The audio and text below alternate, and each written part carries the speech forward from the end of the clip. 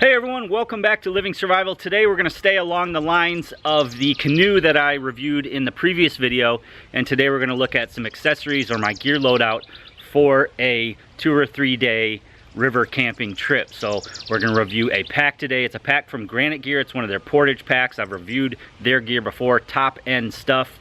So let's take a look. So me and a few other YouTubers had a river camping trip, a 3-day river camping trip planned for the end of June. I had everything packed up, the new canoe that I previously reviewed. I have some new gear that I was gonna take along.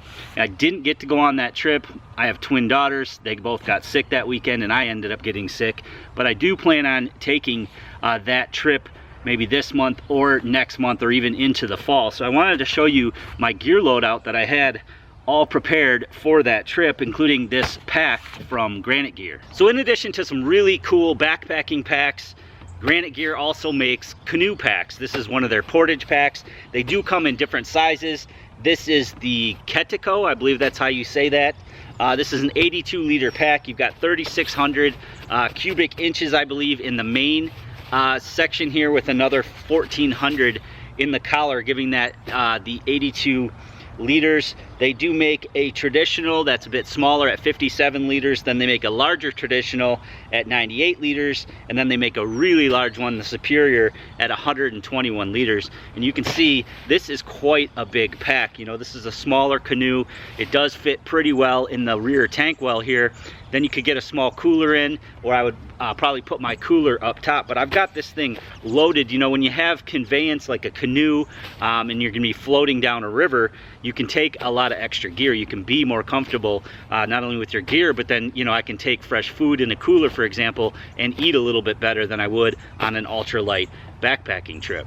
Portage packs are great because they're essentially just a big single dump style type pack. This one has, you know, really nice handles that allow you to, you know, easily pull the pack out if you have to portage or portage.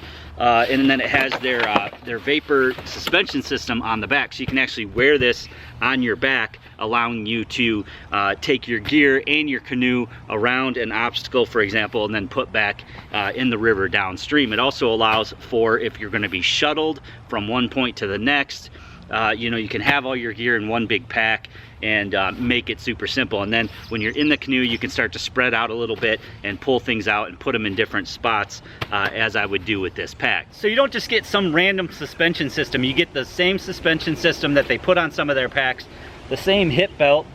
So you would just plop this guy on your pack to go around a portage or to maybe walk into camp there. It has the pull from back tightener, which is nice. That's how they do it on backpacking packs. So you want it centered on your hips here, and I can tighten that right down. You want your hips to carry most of the load there. I know, fat jokes incoming.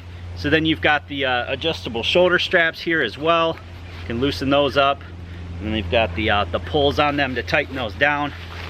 You want to get them snug, but you don't want to be carrying all that weight on your shoulders, especially with this pack, since I have a lot more in it than I would take, a lot more weight-wise in it than I would take hiking. So I can loosen these up just a little bit. That's a little bit too much.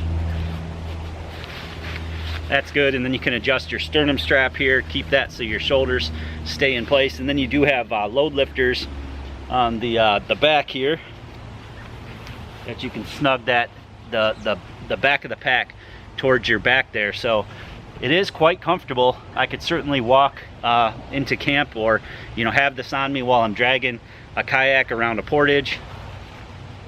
So awesome stuff. So as with other Granite Gear packs, this is made with 420D Cordura ripstop. Really, really nice material. My older Granite Gear packs, I've used them, you know, probably 10 or so times, and they still look brand new. This stuff holds up really well. It's a good mixture of lightweight materials. It holds up real well. Of course, you've got all the really high-end buckles on it, high-end, you know, really nicely sewn straps to it. So essentially on the front, you just have this huge flap that flips over. You've got a couple attachment points that you could attach something or rig something up. You've got more attachment points down below here, and then you've got your cinch straps for the main hood here. On both sides, you have these really nice grab handles up top, and then you've got 3 different compression straps on the side. So these do unbuckle, and then there's a pocket in the bottom so you can store things like I have on the other side. Since again, I'm not really too concerned with weight, I'm bringing a tent. So I have my tent poles strapped in on this side. I did break down the tent, got the poles on the outside, got the rest of the tent on the inside. On the back here, there are load lifters up top. So that's nice, very nice padded shoulder straps, padded back, replaceable hip belt. You can interchange it with different sizes. You know, they make backpacks, so you know they know what they're doing when it comes to a shoulder strap system. So there is actually a suspension frame in here, and then there's a slide pocket in the back side of this pack. I assume you could slide something down there if you wanted to. I don't have anything in there at the moment. And then you've got another really heavy duty grab handle on the back side. So let's take a look at what I have in here. Let me unstrap the top portion here. When you unstrap the top portion, you have this front compartment here, which again adds to your capacity. It does have some compression here, so you could stretch this out quite a bit. You could shove a raincoat or something that you wanted quick grab in here, maybe a first aid kit. What I have in here right now is I have some camera gear. So I have a mount for my cell phone, I have a mount for my GoPro, and then I also brought along my Goal Zero solar panel. This is a waterproof solar panel. It's the Nomad 14, so I can do something like set this on top of the bag while I'm floating down the river and charge up my battery bank so that I can keep my devices, my cameras, charged overnight. Then the main portion of the bag does have compression up top, so you can compress this down. You could hold something extra in here, maybe you had a wet item, or I did have my chair in here, but my chair actually fits on the inside. If I did fill this all the way up, you could of course take your camp chair and you could strap it in there. You could put a bedroll in there. I like that they're not only compression, but they are buckles as well, so you can take that right off. Then you've got this drawstring here that opens your main compartment. Now this isn't a waterproof pack, so you do want to keep that in mind if you're taking this, you know, on a river trip or something like that. You either want to put a liner in here, a trash bag liner would work, or in my case, I have everything in dry bags, so it's not really an issue for me. The first thing in here is my Flex Light chair. So this is my camp chair again. If I didn't have room in there, I could just strap it to there, or I could lash it to the outside, no big deal. So a chair there. I have my mug, just a straightforward lightweight mug. I've got fuel for my stove, just for those quick cooking. You know, you'd have a bonfire or so at a camp, but just for quick cooks, you could use something like that. Then I have my clothes bag, which also doubles as a pillow. So this is a waterproof dry bag. So I've got an extra change of clothes in here, an extra t-shirt, extra boxers, extra socks.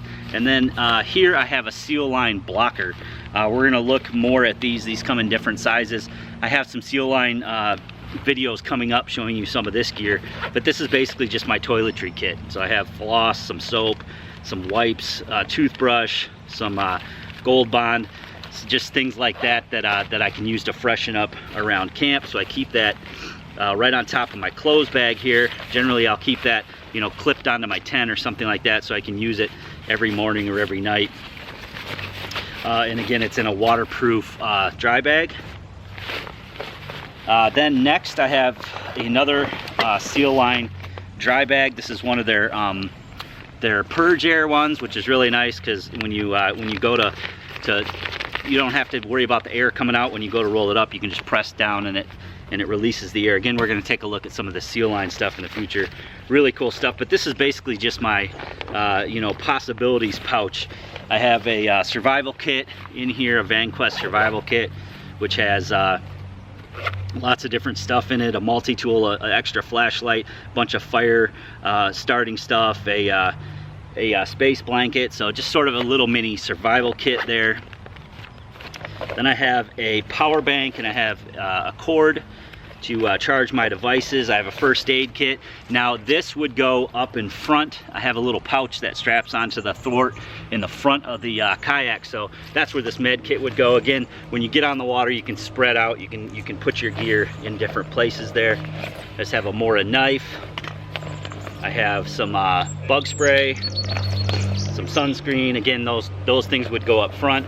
A bug net, my headlamp, some hand sanitizer, some lip gloss, and then finally in the bottom here I have a poncho slash tarp, so I can wear this if it rains, or I can use it for additional cover at camp. I have a spork.